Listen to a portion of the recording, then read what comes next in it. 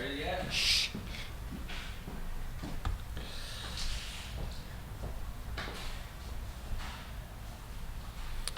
Hey everybody, and welcome to the Stoner Report. Thanks for joining me here on my weekly news recap of cannabis events.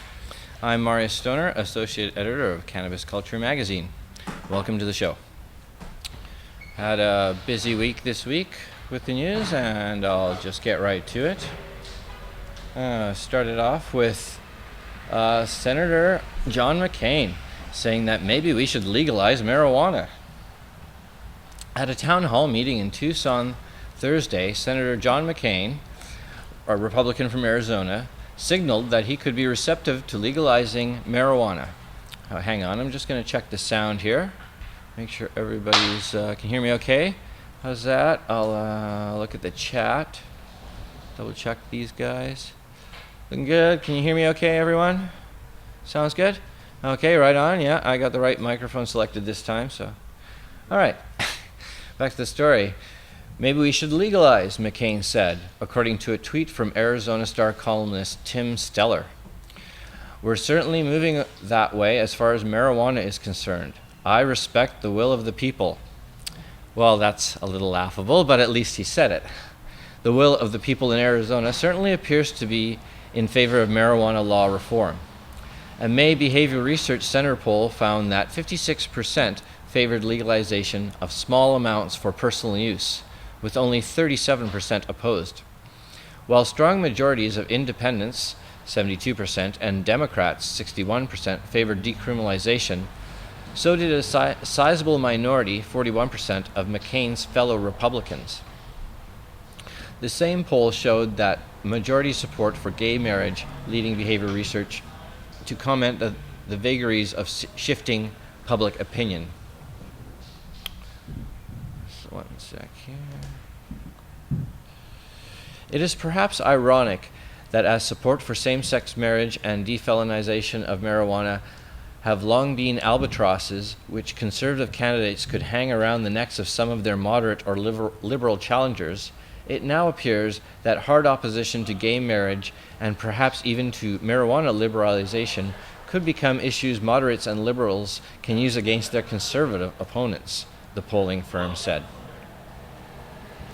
So that's a good sign that one of the leaders of the Democratic Party, certainly McCain has been in the news many times, is in favor of it. I put up a video online today, the Young Turks did, and they point out that he's still a war hawk and he's totally for going to war against Syria, so don't become McCain fanatics or anything. It's just good to see the cracks in the conservative armor.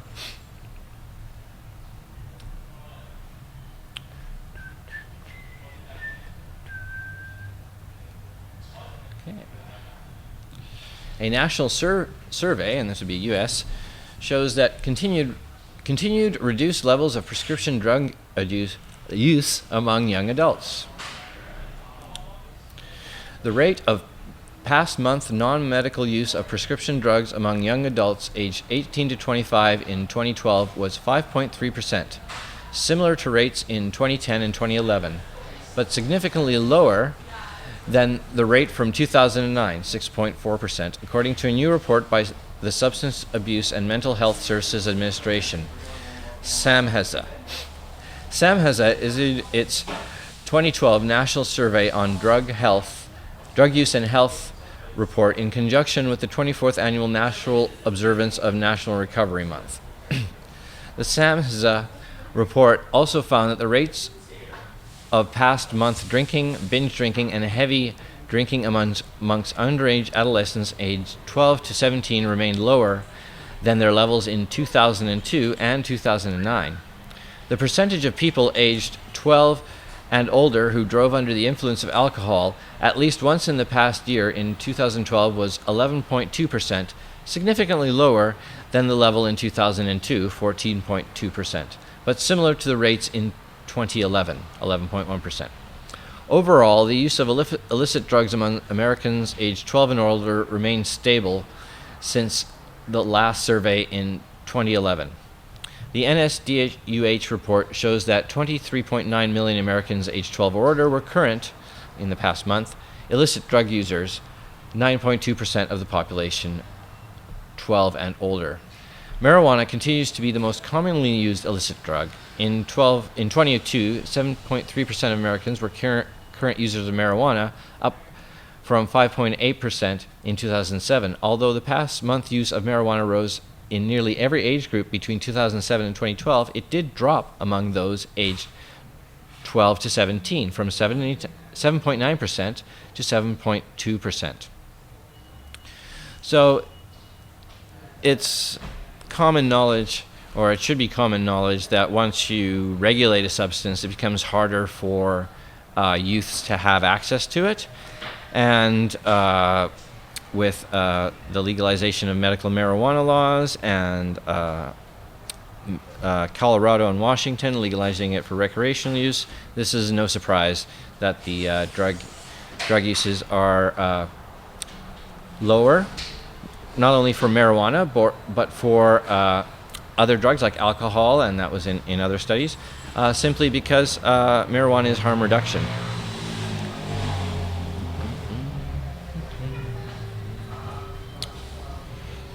You may remember in New Jersey, there's been a push to allow young kids with disorders like seizures and cancer to use medical marijuana, and that seems to have finally happened after one bill was vetoed and sent back. And New Jersey Assembly passes new bill allowing medical marijuana for children. The New Jersey State Assembly on Monday approved a major change to the state's medical marijuana program, which could permit marijuana in edible form for children. The vote also allowed dispensaries to grow and sell more than 3 varieties of pot to patients. The measure was inspired by families who said their children with severe epilepsy would benefit from using certain types of marijuana. Lawmakers passed a bill in June, but Governor Chris Christie issued a conditional veto last month. Christie said he would approve a bill if it does not eliminate the requirement that at least 2 doctors sign off before the children can have access to medical cannabis. The governor wants to leave a requirement that a psychiatrist and a pediatrician sign off in each case. I'm sorry, 1 sec. As I have repeatedly noted, I believe that parents, not the government regulators, are best suited to decide how to care for their children, Christie said in a statement. Protection of our children remains my utmost concern, and my heart goes out to those children and their families who are suffering with severe illnesses. Well, those are noble words, but considering how difficult it can be to get a psychiatrist and a pediatrician to sign off, there is likely that many cases, even though the children might require medical marijuana, might not be able to access it regardless. But at least it's an improvement. In other ways, the drug war is infringing on personal liberties in the U.S. Private plane pilots face warrantless drug searches. Private plane pilots, especially those traveling to or through states with relaxed marijuana laws, are being subjected to warrantless searches by state and federal law enforcement, the Toledo Blade reported Monday. The newspaper reported that the Aircraft Owners and Pilots Association, which represents small plane owners and operators across the country, said it had received dozens of complaints from members subjected to random searches by customs officers, local police, or both. None of the stops resulted in anything being found, said Steve Hedges, a spokesman for the Owners and Pilots Association. In most cases, the pilots were stopped and held while their planes were searched. I'm told one pilot was asleep in a motel room with his wife when agents kicked the door down and took them back to the airport to search his plane, only to find nothing there. Hedges said the pilots group had filed the Freedom of Information Act requests for documentation justifying the searches, but didn't expect to get a response for months.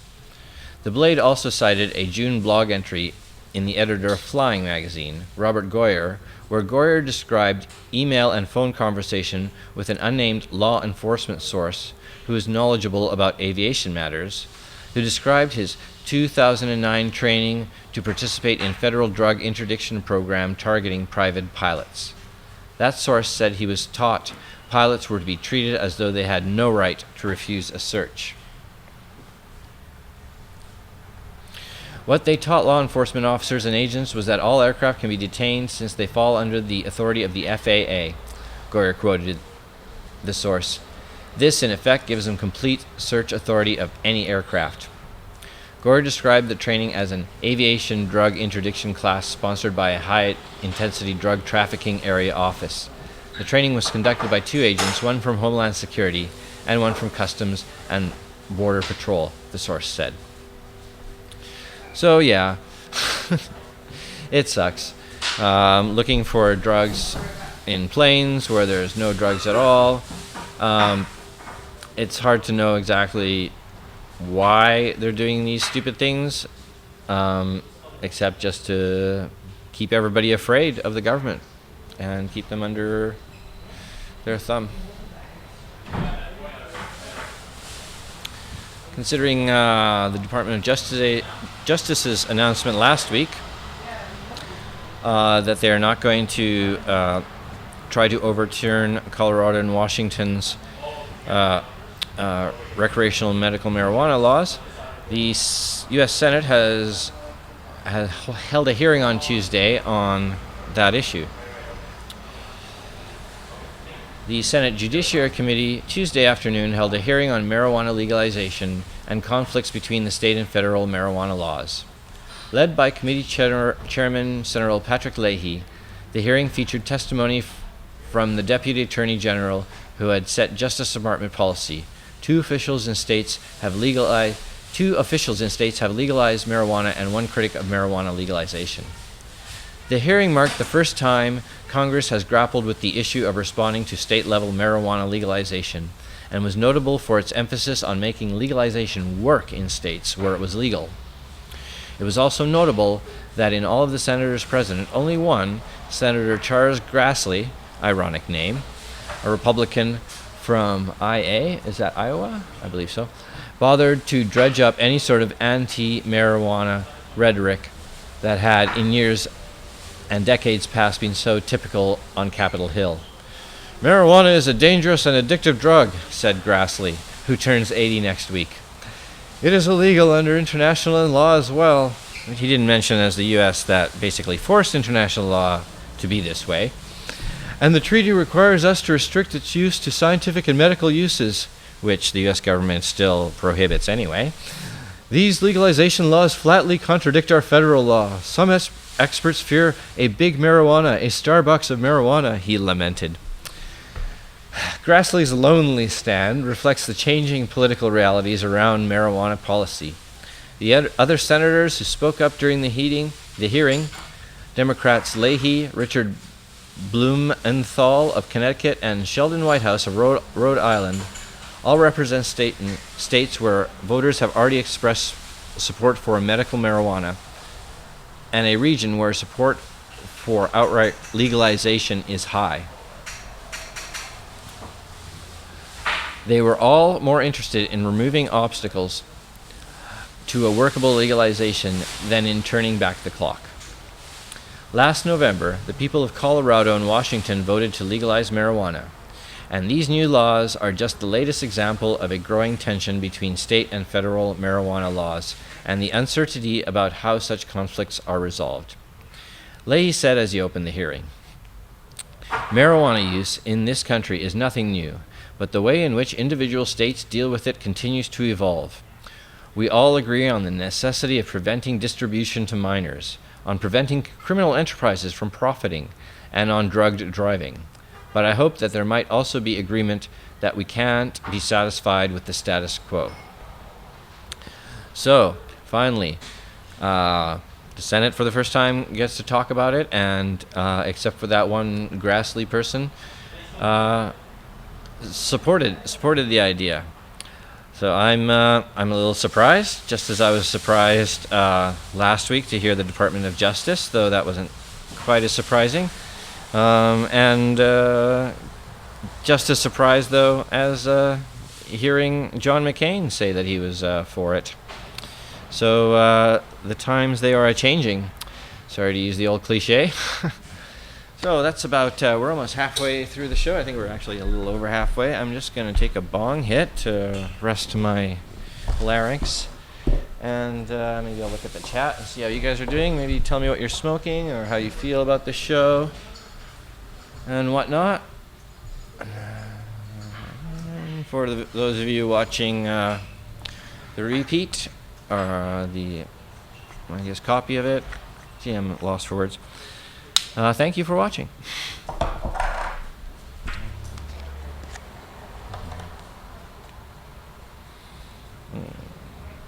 So here's what I'm smoking today. It's some beautiful, what was it today? It's either Kish. I believe this is Kish, yeah. I don't know if you've ever, can this, how is that for focus there? A little closer. A little closer.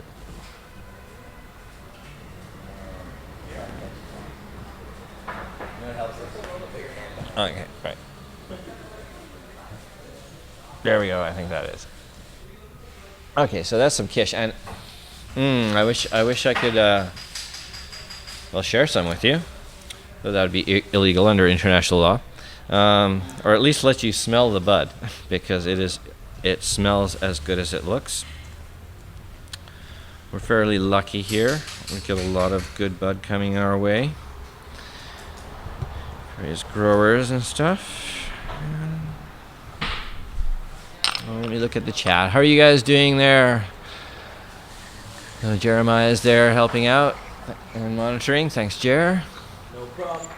Euphoric not smoking. Oh, too bad. Maybe some other time.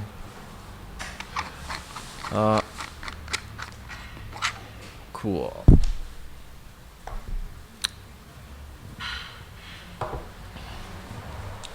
Okay, oh yeah, here I have a new bong.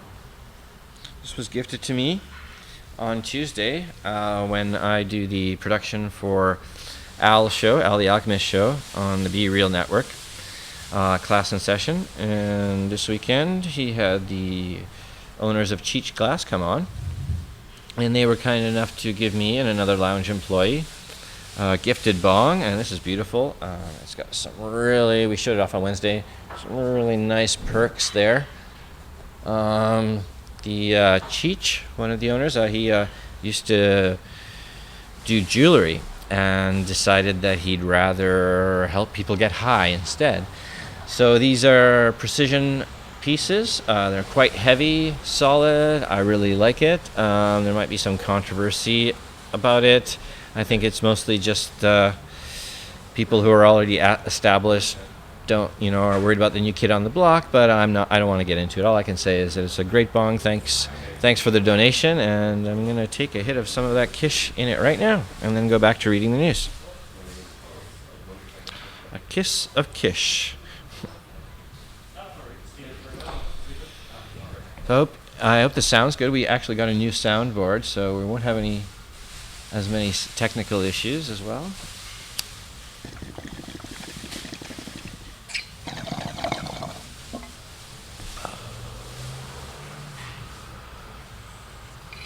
It's very smooth. It's very good to smoke weed in. I don't normally like to smoke weed in a bong, but somehow, when I don't want to roll a joint, it's right here.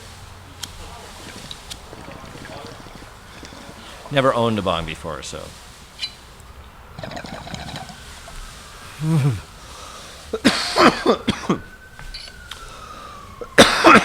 Pardon me. All right.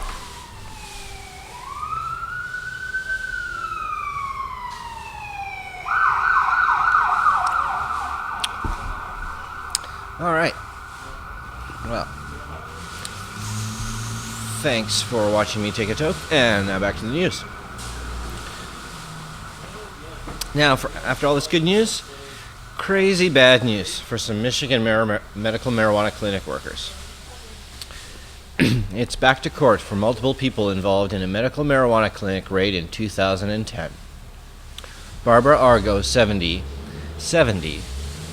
and the others are being brought back to the State Court of Appeals after the drug charges were reinstated.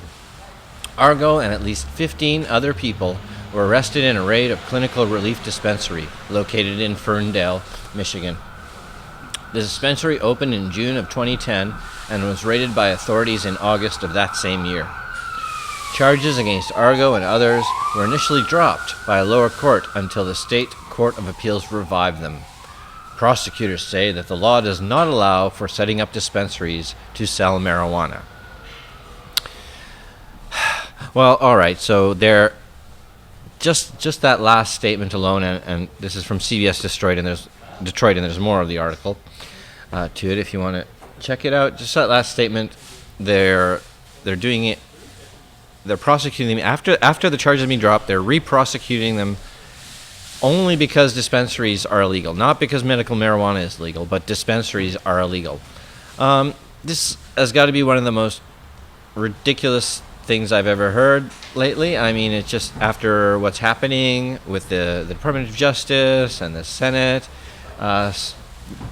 some idiot prosecutors are obviously going, I'm gonna like, no.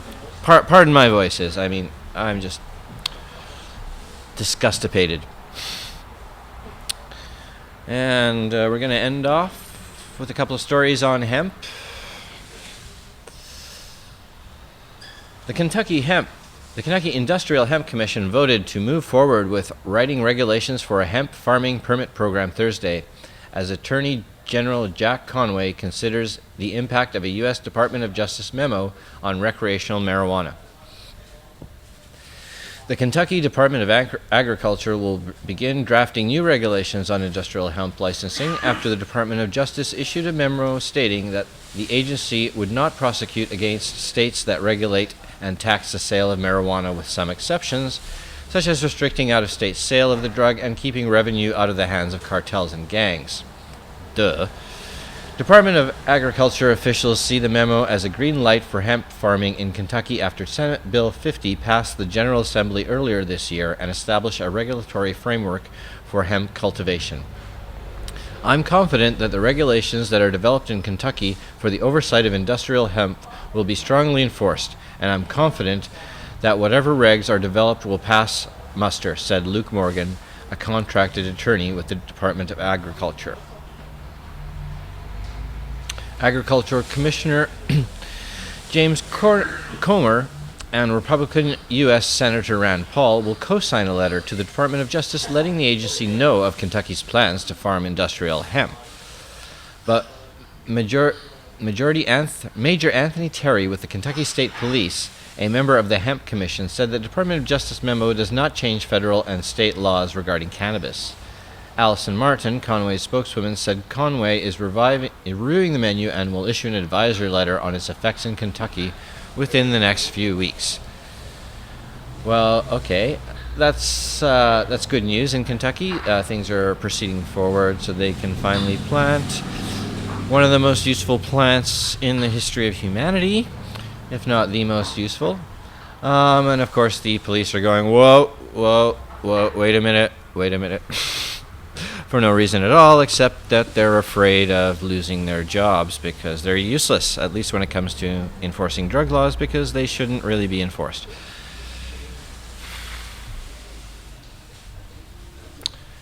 And more on the hemp thing is brought to us by Philip Smith from Stop the Drug War.